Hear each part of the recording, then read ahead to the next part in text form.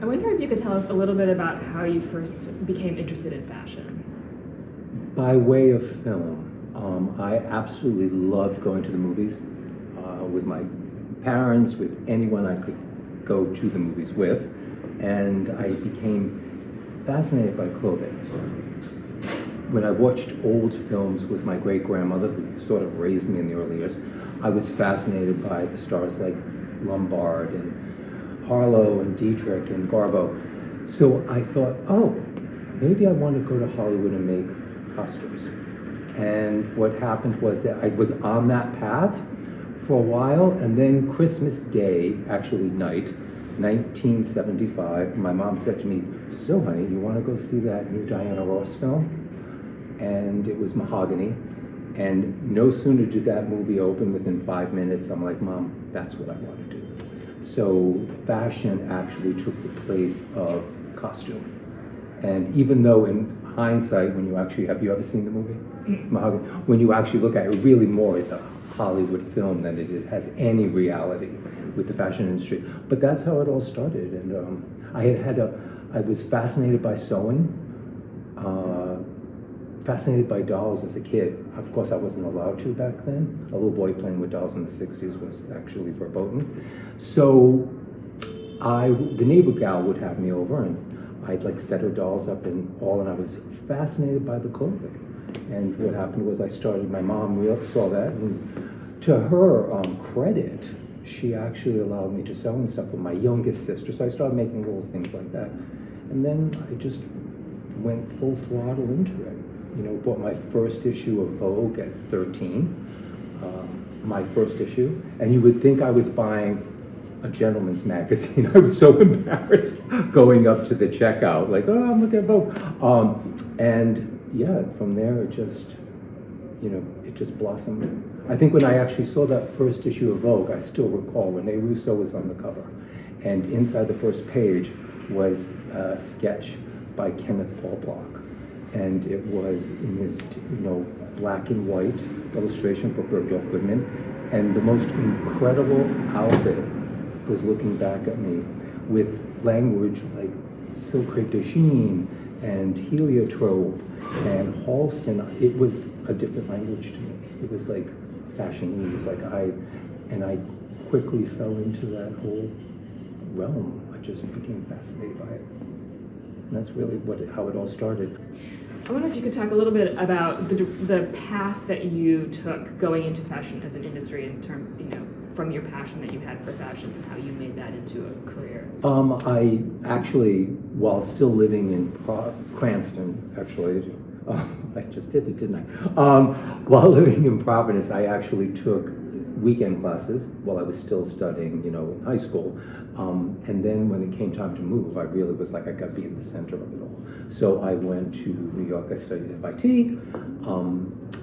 and actually after 2 years, I only studied for 2 years with an associate's, I just wanted to get busy in the industry. And my first job in New York was actually working for a small designer, if you will, more of an artist named Judith Van Amering. And that was quite a job. One day, my first day, I was making a lime green mink kimono with chocolate mink pom-poms. And then we finished that project, and 2 weeks later, I was working on a silk organza robe that had a 20-foot train that was actually for an Estee Lauder campaign. And the day I actually walked in, it was all done, Judith asked me if I would take a car up to the Carlisle Hotel to deliver it to Victor Skrybneski, the renowned photographer who shot all the Estee Lauder campaigns, and meet him in the bar there to hand him his thing. So that was so incredible, because being that kid, not even 10 years earlier, seeing the names in the magazines, the photographers, the designers, the models, here I am like being asked to meet them at dinner. It was amazing. After that, I was with her for about 6 months, and then there was a job in Women's Wear Daily for Halston. And dial back to that first issue of Vogue, Halston, that was his outfit, the sketch, the whole thing. So I applied for the job, and 3 months later, I got a phone call that I got it. So that was quite an honor and a thrill, and it was an amazing time in my life. Looking back on it, though, it's interesting how only for me, when I got to a certain age in my life, did I learn to fully appreciate those wonderful opportunities that I had when I was younger. Mm-hmm. Like, I didn't quite fully appreciate where I was at that moment in time as much as I should. I mean, it was like amazing. I'm working for Holston, Olympic Tower, and working with all the top models and the photographers and doing television commercials. But I really didn't really appreciate it the way I do now. You know, so I don't want to say it's regret, but it was definitely a learning when I reflected back on that time in my life. After that, I was with Holston during about 3.5 years, and there have been stories over the past couple of years, you know, documentaries on his life and the docudrama on Netflix or something like that. So it's wonderful that a new generation is seeing the genius that he was. But I stayed there with Holston, and then I got a job offer to try public relations. And I didn't really even know what public relations was, but it was at, you know, a fairly well-known house, Chanel. So I thought if I was going to do it, you know, let me try it. And that was an interesting opportunity as well. I mean, again, you sort of take interesting offers as they come along, but you don't quite know how they're going to all mesh at that moment in time.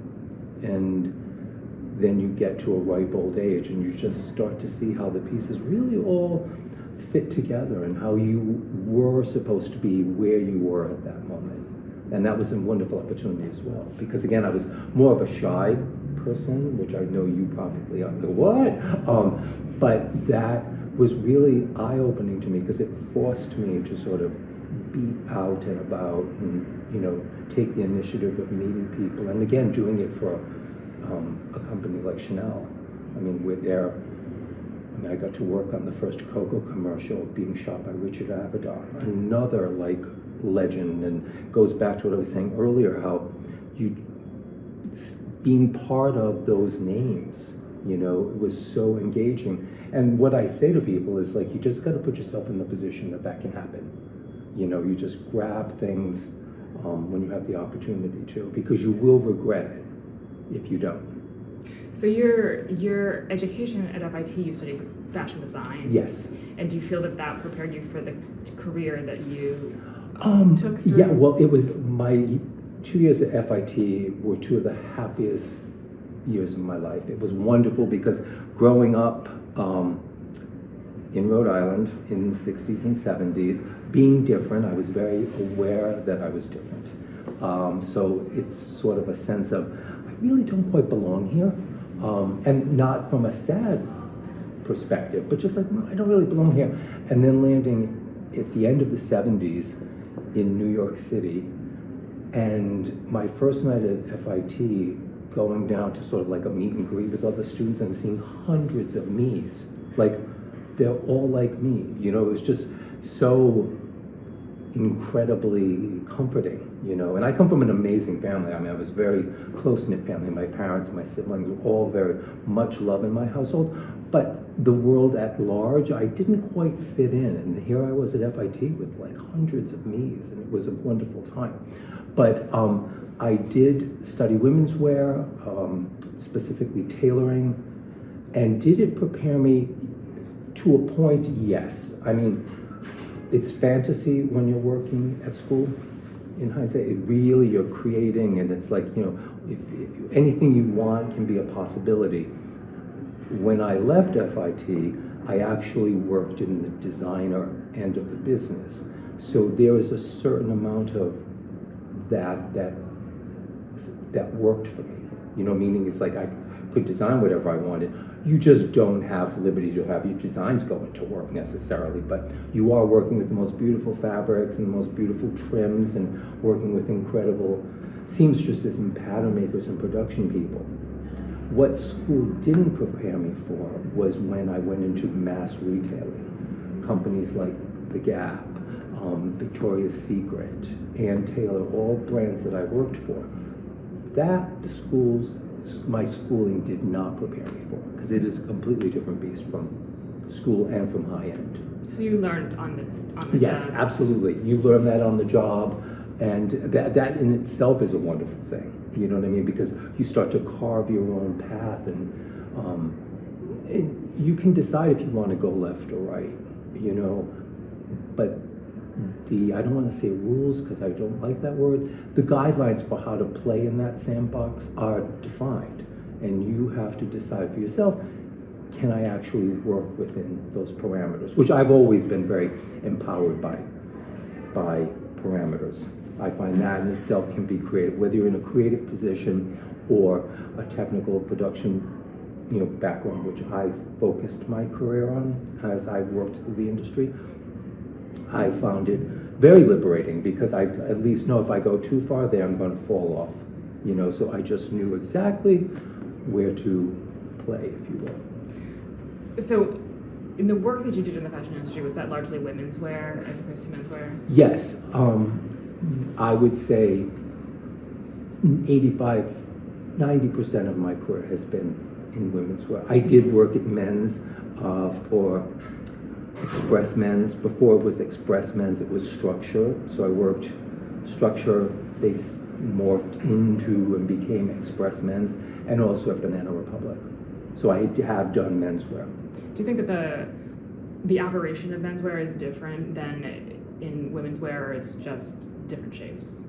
That makes sense. The personalities are different. Menswear, I'm probably going to shoot myself with this one, but menswear, the people working in menswear are much more fun, laid back, and cool. Women's wear are cutthroat. And I'm not even going to touch why I think that is. But yes, and I would say, again, because I focused on fit and sizing and all that, the applications technically are easier in menswear, just by men's body shapes. Women have more curves and what have you, and there's a different sort of skill set at play when you start fitting women's wear, although I love fitting women's wear. So you talk about your career in the fashion industry, but I wonder if you could talk about sort of maybe your personal journey of discovering your own style and how you thought about the way you dress yourself versus the way you produce fashion. Actually, I recall the first designer piece of clothing that I ever received was my beloved Nana. We were shopping in Rhode Island, in the store, and Calvin Klein had just launched his first menswear collection. And I was completely smitten with Calvin Klein, as I was Holston in the 70s, because again, both of the men do this sort of very sensual dressing for women. And one of the things that image that pops into my mind was when Calvin was on the cover, he made Newsweek magazine, which was huge. And he's got his arm around the model Rosie Vela. And Rosie is wearing the quintessential piece from his spring 1978 collection, which was a wrap dress in silk, very different from Dion von Furstenberg, which was knit, so it clung on the body. There's a prime example of something that didn't work for me. Knits. I was never a person, I never had in my head the body for knits, even when I was thin. To me, a knit, and this may be a very antiquated way to think, but a knit belongs on a well-formed body.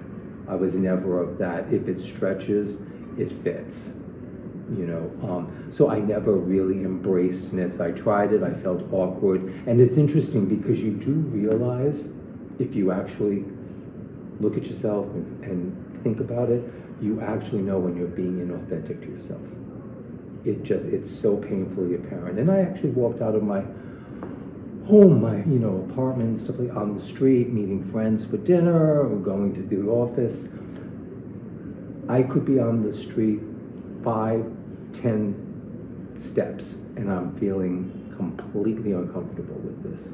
And that's sort of things that I sort of hold on to and like, yeah, you're not going to do this one again because it just doesn't feel comfortable and you have to act your way through the day. So I think there was a lot of risk taking on my behalf as far as my style, and some of that stuff is actually seen in the exhibition, you know, backless shirts and overpowering plaid pants and silhouettes, and also about certainly taking risks on. A favorite piece in the collection is a Comme des Garçons suit that I had from 1987, where it had embroidered buttons and lace pocket squares and stick pins, all that sort of thing, which really was not part of men's wear in my world. You know, I didn't own a suit.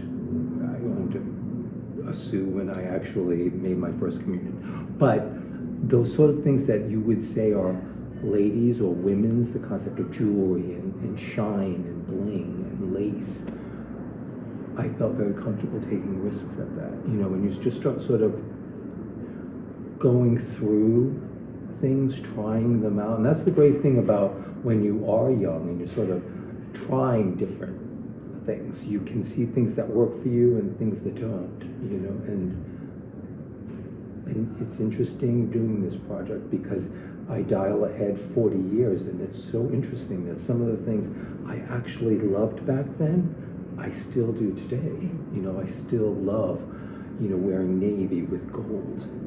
You know, I still love relaxed ease in clothing. I don't like overly tailored clothes.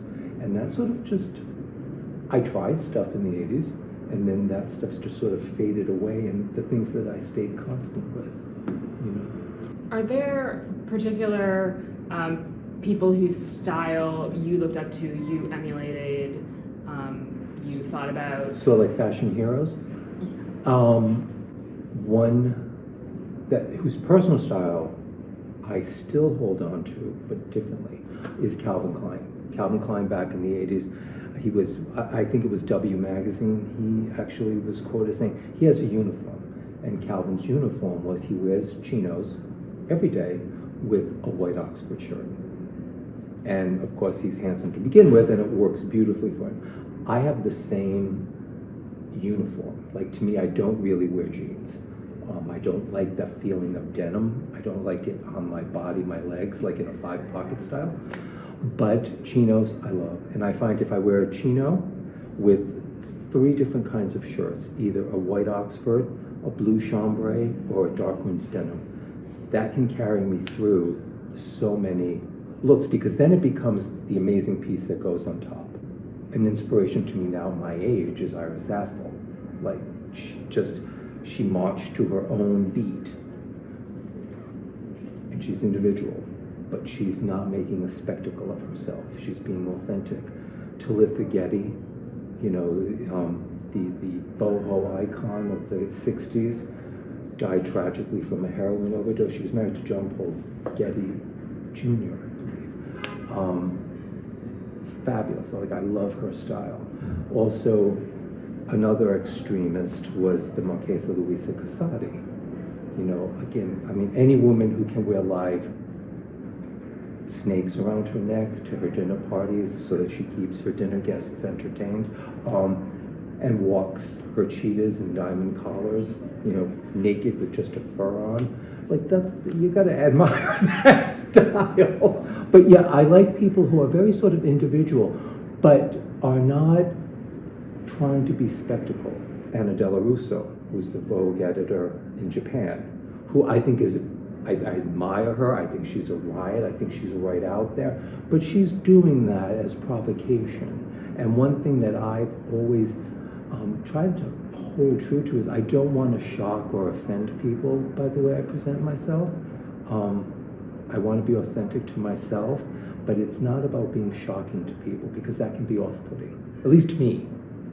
You know, I can see when someone's doing something to rub someone's face in something, and to me, I just rather, in a way, sort of open up quietly by just walking down the street, open other people's minds to possibilities. Because I'm fascinated. Like, I'm not one of those people that looks at my phone when I'm walking down the street, because life is happening around me. And it's amazing. I'll like, oh oh my gosh, and like turn and I'll look, or sometimes I'll even take my phone and take a screenshot because I'm quite moved by that. And that's the kind of person I hope